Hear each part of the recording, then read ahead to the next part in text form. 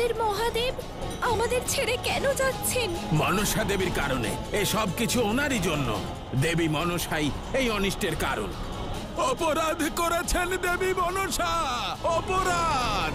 সংসারের এই ভয়ানক সংকটের জন্য কেবল উনিই দায়ী। জানি না মহাদেব কোথায় যাচ্ছেন আর কোথায় গিয়ে থামবেন। আমরা কি আমাদের মহাদেবের দেখার কখনো পাবো না? ত্রাহিমাম মহাদেব, ত্রাহিমাম মহাদেব।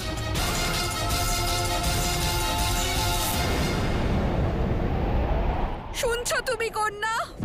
সংসারের সবাই তোমাকে অপরাধী বলছে, আর তোমার সঙ্গে তোমার মাতাও কলঙ্কিত হচ্ছে। যদি ব্যক্তিত্বের ওপর উঠে আসা প্রশ্ন চিহ্নের চেয়ে বেশি অস্তিত্বের ওপর লাগা লাঞ্ছনার ভয় থাকে, তাহলে আমার সঙ্গে সব সম্পর্ক ছিন্ন করুন।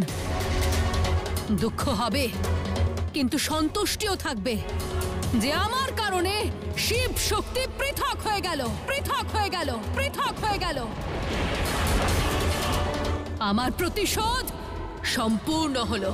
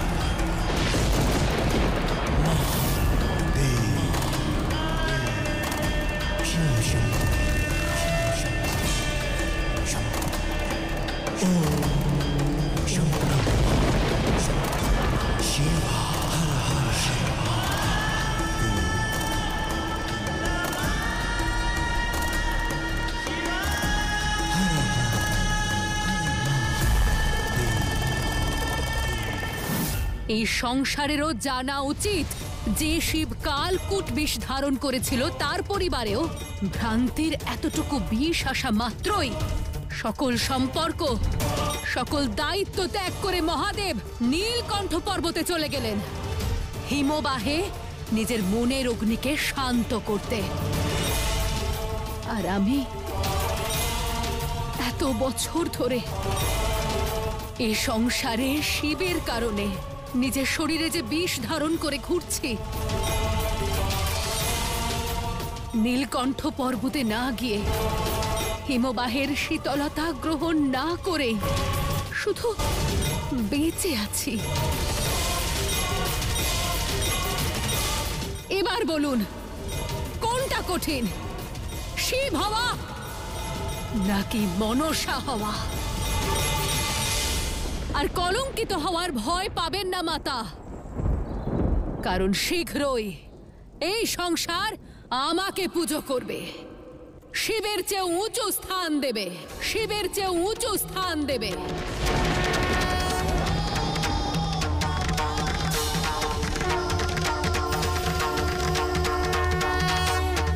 শিব শক্তির সংসারকে ভস্ম করে সংসারের পূজনীয় হবে। হ্যাঁ, হব।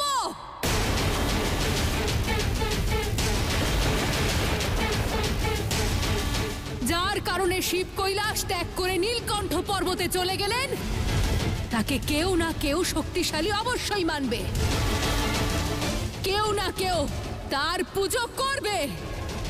আর যে করতে চাইবে না, তাকে আমার সর্প বাধ্য করবে।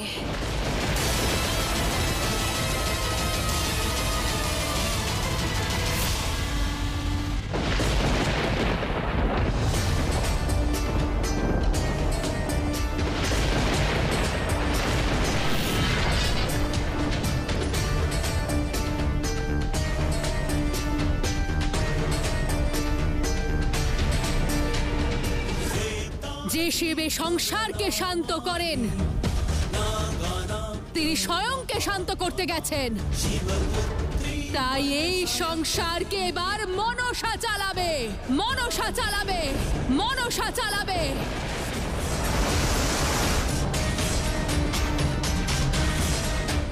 মনসা দেবী, মনসা দেবী, মনসা দেবী।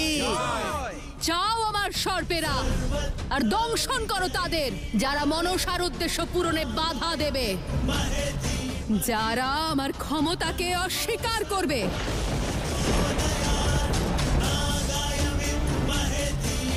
যথাজ্ঞা দেবী।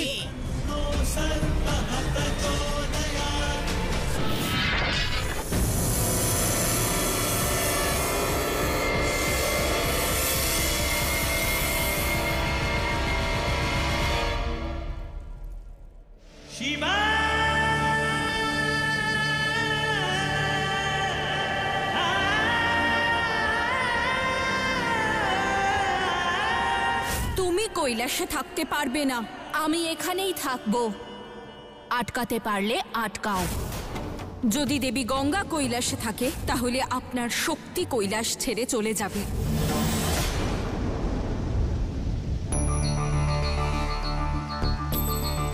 এখানে একান্তে এসে বুঝতে পারলাম যে পারিবারিক বিবাদ কতটা মানসিক কষ্ট দেয়। ধন্য সেই মানুষজন যারা পারিবারিক কলহের বিষ পান করেও হাসি মুখে থাকে।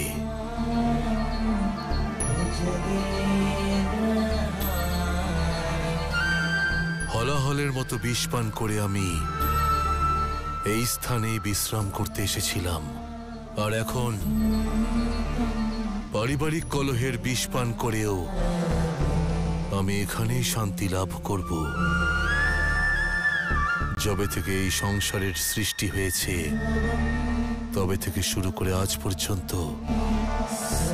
শিব হয় ধ্যানমগ্ন থেকেছে, নয়তো নিজের সংসারের কল্যাণ করেছে। নিদ্রার সুখ কখনো ভোগ করতে পারেনি, কিন্তু আজ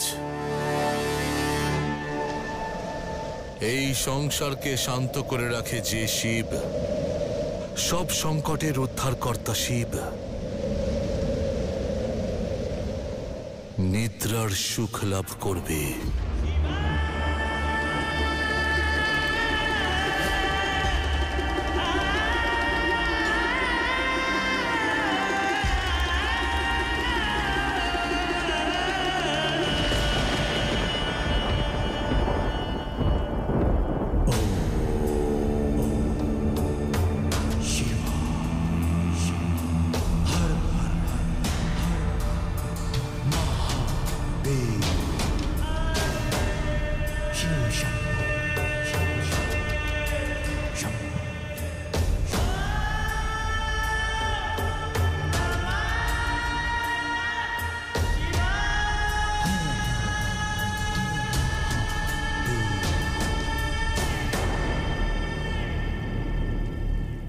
মাতা, পিতার সঙ্গে যুক্ত সব স্থান, সব বস্তু মলিন কেন হচ্ছে? কারণ সংসারের ভারসাম্য রাখেন যে মহাদেব, তিনি ভারসাম্য হারিয়ে নিদ্রায় গেছেন।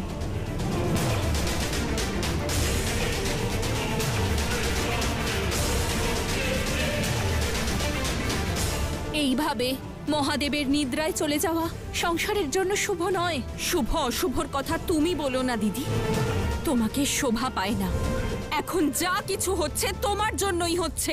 দিদি নয় দেবী বলো, গঙ্গাধরের গঙ্গা বলো পার্বতী।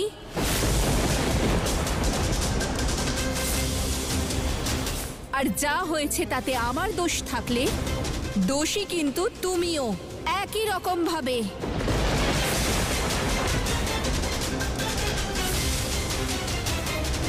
এখন কলহের সময় নয়, তুমি পিতাকে নিদ্রা থেকে জাগাও, না হলে অনর্থ হয়ে যাবে। মাতা, কিছু করো মাতা। হর হর মহাদেব, হর হর মহাদেব, হর হর মহাদেব, হর মহাদেব।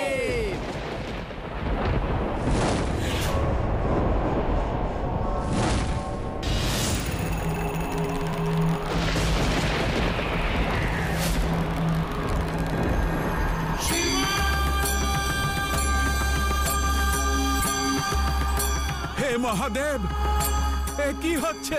আমাদের রক্ষা করুন মহাদেব, আমাদের বাঁচান। মহাদেবকে নয়, মনসাকে ডাকো।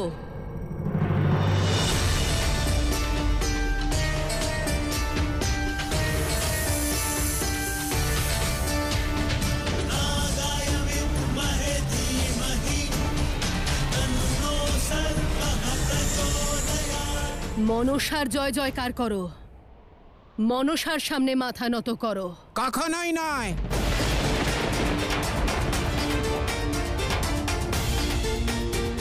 শিবই আমাদের সংসার, আমাদের সত্য। শিবের স্থান আমরা কাউকে দেব না। আমরা আর কারোর জয় জয়কার করব না। আর কেউ আছে যে শিবের ভক্তির সামনে মনসার শক্তিকে অবজ্ঞা করছে?